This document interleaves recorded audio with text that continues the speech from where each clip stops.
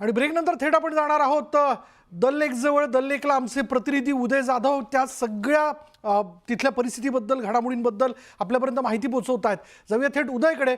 उदय, दल लेक परिसरात नेमकी काय स्थिती आहे? विशाल, श्रीनगरमधील दल लेक हे संपूर्ण भारतामध्ये प्रसिद्ध आहे. खूप मोठं एक पर्यटन स्थळ आहे.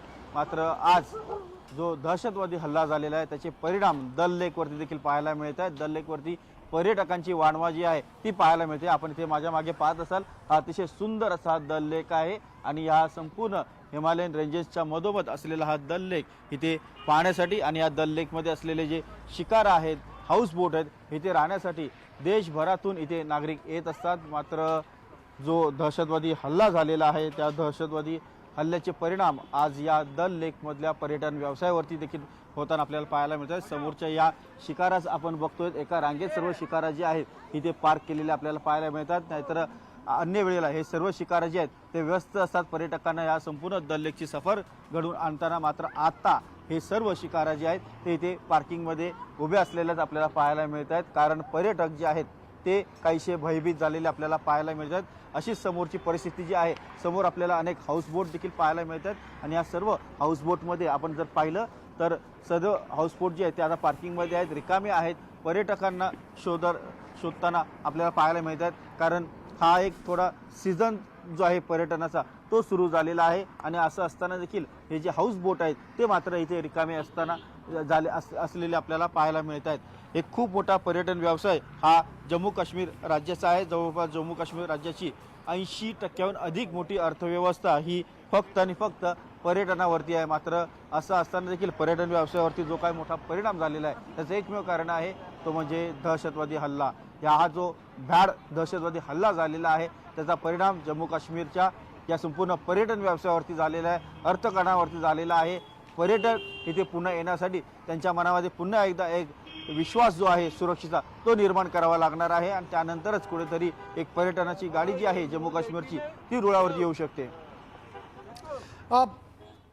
उदय, पण कालच्या घटनेनंतर असं पण काही समजतंय का, जे टुरिस्ट गाईड असतील किंवा त्यांच्याकडनं, की हां एक आणखी 2-3 दिवस आपल्या पर्यटनाचे बाकी होते पण कालच्या हल्ल्यानंतर बरेचसे पर्यटक हे पुन्हा एकदा आपल्या घरी जाण्यासाठी निघालेले आहेत किंवा परतलेत? अगदीच आज विशाल, आज सकाळपासून अनेक पर्यटकांशी आपण चर्चा केलेली आहे. जम्मू काश्मीरमध्ये सर्वाधिक पर्यटक हे महाराष्ट्रातून येतात. महाराष्ट्रातल्या पर्यटकांची सर्वाधिक पसंती जी आहे ती जम्मू काश्मीर, श्रीनगर आणि इथल्या पहलगाम असेल किंवा गुलमर्ग असेल इथल्या पर्यटन स्थळांसाठी असते. मात्र जो दहशतवादी हल्ला झालेला आहे ज्यामध्ये महाराष्ट्रातल्या 4 ते 6 नागरिकांचा मृत्यू झालेला आहे, अनेक जण जखमी झालेले आहेत, त्यामुळे एक खूप मोठं उदय पाठीमागे काही बोट्स दिसत आहेत, त्या बोट चालकांशी आपण काही बोलू शकतो का?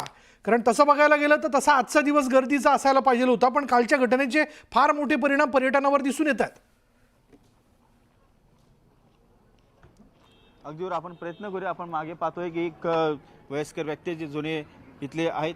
अंकल, आप बताइए आपका कितने सालों से यहाँ पे है दल लेक में? क्या कितना साल है में? कितने सालों से दल लेक में आप यहाँ पे शिकारा चलाते हैं? मतलब मैंने 50-60 हो गया. 60 साल हो गया. 60 साल. इतने सालों से आपको बुजुर्ग का मतलब अनुभव है, आपका एक्सपीरियंस है आपका. ऐसा कभी दिन आया है जब टेरर अटैक होता है उसके बाद जो अपना जो टूरिस्ट यहाँ पर आना बंद कर देते हैं या फिर असर जो बहुत होता है यहाँ पर? अभी जो देखा है ना वो ये बेचारों को मार गया, किसने मारा वो तो मुश्किल होता है. हम लोग को भी मुश्किल होता है, सबको मुश्किल होता है. या हिंदू हो मुसलमान हो किसी में कैसे भाई वो भाई समझो भाई का. ऐसा ऐसे ये कभी नहीं होगा ऐसा. लेकिन ये दल लेक जो है काफी फेमस है, पूरे वर्ल्ड में फेमस है, पूरे इंडिया में फेमस है. तो यहाँ पर जो टूरिस्ट आते हैं, अभी जो अटैक हुआ है उसका असर जो है यहाँ पर दिखाई दे रहा है आपको? यह असर पड़ता है ना, हर आदमी को असर पड़ता, टैक्सी वालों को असर पड़ता, होटल वालों को असर पड़ता, हम लोग को भी असर भी पड़ता है. जो बंद हो गया तो कौन आएगा, ये मुश्किल हो रहा है. हाँ, सबों का मुश्किल होता है. तो टूरिस्ट रिटर्न यहाँ पर आने के लिए एक बहुत बड़ा विश्वास जो है फिर से एक बार निर्माण करना पड़ेगा सुरक्षा के लेकर. आओ टूरिस्ट को, आओ कोई परवाह नहीं टूरिस्ट को. हाँ, उसको वेलकम करेगा टूरिस्ट को. अभी नहीं, उसको कुछ खतरा वतरा नहीं था. ये क्या मालूम था किसका करता है, आपको समझ नहीं आ रहा है. ये 60 सालों का मैंने कभी नहीं देखा ऐसा.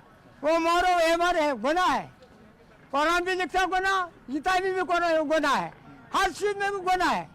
ऐसा है भाई भाई जो को भाई है किसने गुनाह है, ऐसा नहीं करना होना चाहिए, ये अच्छा नहीं लगता है।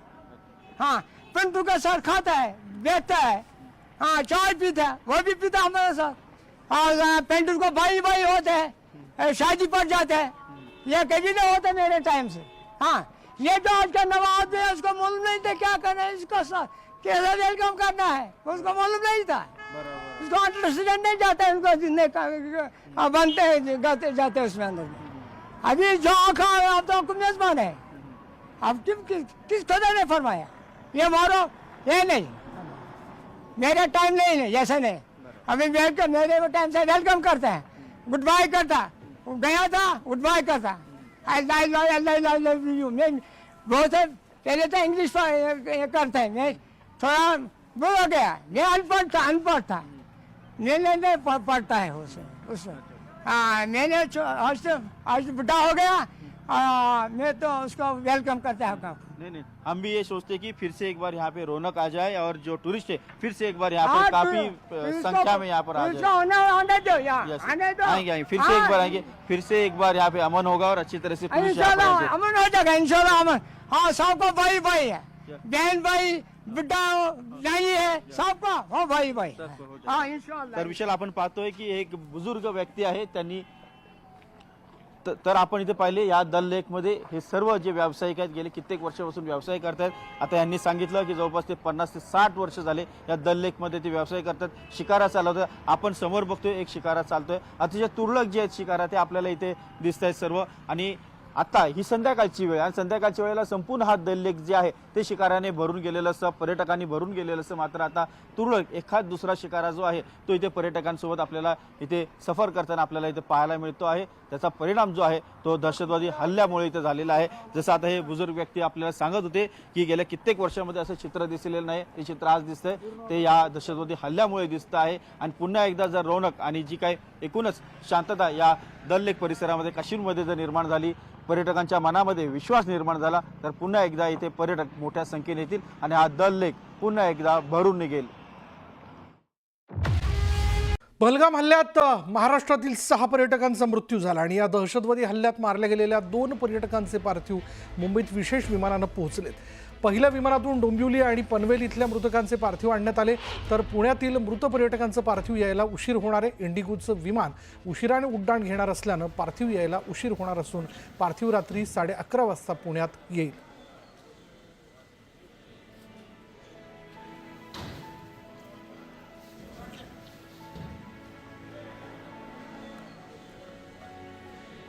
अधिक माहिती आपण जाणून घेणार आहोत। आमच्या प्रतिनिधी प्रणाली कापसे आता क्षणाला आपल्याबरोबर आहेत। प्रणाली, अत्यंत भावुक करणारा असा क्षण आहे की ध्यानी मनी नव्हतं, चला आनंद उपभोगण्याकरता आनंद घेण्याकरता म्हणून हे पर्यटक जे होते ते काश्मीरमध्ये गेलेले होते, पण होत्याचं नव्हतं झाल्याचं आपण बघतोय। पण अर्थात सगळ्यांना शेवटची प्रतीक्षा आहे की आपला घरचा जो व्यक्ती गेला आहे त्याचं पार्थिव नेमकं कधी येणार, काय अपडेट?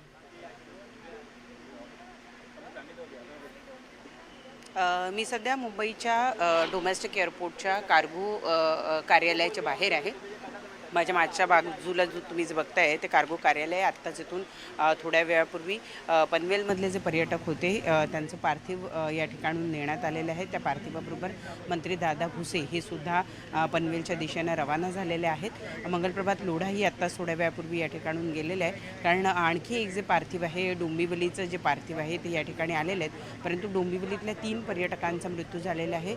उर्वरित 2 जे पर्यटक आहेत त्यांचं पार्थिव थोड्या वेळाने इथं पोहोचत आहेत, तर 3ही पार्थिव एकत्रित नेण्याचा मानस असल्यामुळं आत्ताच्या घडीला केवळ एकच पार्थिव पनवेल इथल्या पर्यटकाचं ते नेण्यात आलेलं आहे। उर्वरित जे 3 पार्थिव आहेत म्हणजे आणखी 2 पार्थिव या ठिकाणी येणं अपेक्षित आहे। ते आल्यानंतर 3ही पार्थिव हे डोंबिवलीच्या दिशेनं रवाना होतील। आमदार रवींद्र चव्हाण हे या शोकाकुल परिवारांचं सांत्वन करण्यासाठी त्या ठिकाणी थांबलेले आहेत। मंत्री आशिष शेलार सुद्धा या ठिकाणी उपस्थित आहेत। त्याचबरोबर इतरही काही मान्यवर आणि मंत्रिमंडळातले महत्त्वाचे नेते जे आहेत ते सुद्धा मंत्री जे आहेत ते सुद्धा या ठिकाणी उपस्थित आहेत. आत्ताच्या घडीला आपण पाहतोय की महाराष्ट्रावरच नव्हे तर संपूर्ण देशावर एक शोककळा पसरलेली आहे. आनंद मिळवण्यासाठी गेलेल्या पर्यटकांवर अशा पद्धतीनं दहशतवाद्यांनी भ्याड हल्ला केला आणि त्यांच्यावर बेछूट गोळीबार करून त्यांचा यामध्ये मृत्यू झालेला आहे. या सगळ्या पर्यटकांचा, महाराष्ट्रातल्या 6 पर्यटकांचा त्याच्यामध्ये समावेश आहे. त्यापैकी पनवेलचं पर्यटकाचं पार्थिव नेण्यात आलेलं आहे, परंतु डोंबिवली इथलं एकच पार्थिव आत्ता आलेलं आहे. उर्वरित 2 पार्थिव आणि त्यांचे कुटुंबीय हे थोड्या वेळात या ठिकाणी पोहोचतील आणि त्यानंतर 3ही पार्थिव हे एकत्रित या ठिकाणून नेण्यात येणार आहे. आत्ताच्या घडीला आपण पाहतोय या ठिकाणी मोठ्या प्रमाणावर नागरिकसुद्धा उपस्थित झालेले आहेत. अत्यंत शोकाकुल परिस्थितीमध्ये वातावरणामध्ये त्यांना आदरांजली, श्रद्धांजली वाहिली जाते आहे. जोरदार निषेधसुद्धा या घटनेचा आपण केला जात असल्याचं बघायला मिळत आहे. आपण पाहतोय की आत्ताच्या घडीला या ठिकाणी डोमेस्टिक एअरपोर्टचे जे कर्मचारी किंवा सुरक्षा रक्षक आहे ते सुद्धा मोठ्या संख्येने या ठिकाणी उपस्थित झालेले आहे. कोणाच्याही ध्यानीमनी नसताना इतका भ्याड हल्ला जो फिरायला गेलेल्या पर्यटकांवर झालेला आहे. धन्यवाद प्रणाली, या सगळ्या माहितीबद्दल. आम्ही वेळोवेळी याबद्दलचा अपडेट तुझ्याकडनं घेत राहू.